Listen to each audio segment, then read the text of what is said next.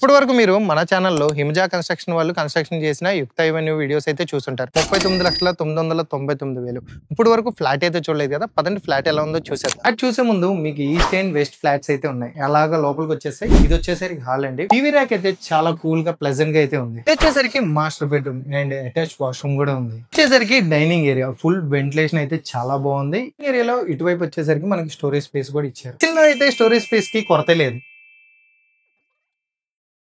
ఇది వచ్చేసరికి కిచెన్ పక్కనే వాష్ ఏరియా కూడా ప్రొవైడ్ చేశారు. వాషింగ్ మిషన్ కూడా పెట్టుకోవచ్చు. ఇది వచ్చేసరికి చిల్డ్రన్స్ బెడ్రూమ్.